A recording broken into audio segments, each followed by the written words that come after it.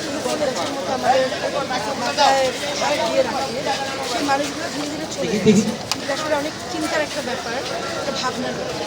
কারণ একজন গোলাম মোস্তফা, একজন হুমায়ুন ফরিদি, একজন প্রদীপ মিত্র, মানে এনাদের জায়গাগুলো আসলে কারো জায়গা নিতে পারে না। কিন্তু এই জায়গাগুলো কী হবে, এটা আসলে খুবই একটা ভাবনার ব্যাপার।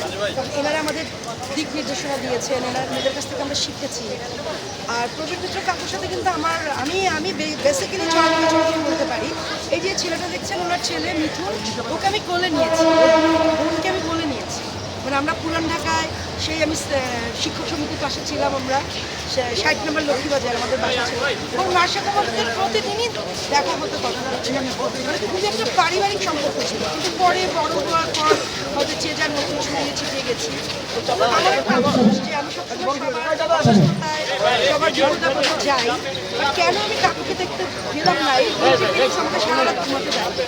এটা আসলে আমার খুবই একটা কষ্ট হচ্ছে, তোমার বাবাকে দেখতে যেতে পারি। তো যাই হোক, আমি ভেবেছিলাম মিথুন আমাকে চিনবে না, কিন্তু মিথুনটা আমাকে চিনে ফেললো। সেই জায়গা থেকে ভালো লেগেছে। এবং প্রবীর মিত্র কাকু চলে গেছেন, ওনার যে কত সিনেমা দেখে আমরা বড় হয়েছি, উনি আমাদের দেশের গর্ব আছেন। এই আলোক নির্দেশনা দেওয়া মানুষগুলো ধীরে ধীরে চলে যাচ্ছে, এটা আসলে অনেক কষ্টের। পরে পরে ভালো থাকে এই আমাদের টাইলক্স, যার অ্যান্টিব্যাকটেরিয়াল এজেন্ট টয়লেটের কোনায় কোনায় পৌঁছে 99% জীবাণু ধ্বংস করে। টাইলক্স টয়লেট ক্লিনার, ক্লিন মানে টাইলক্স।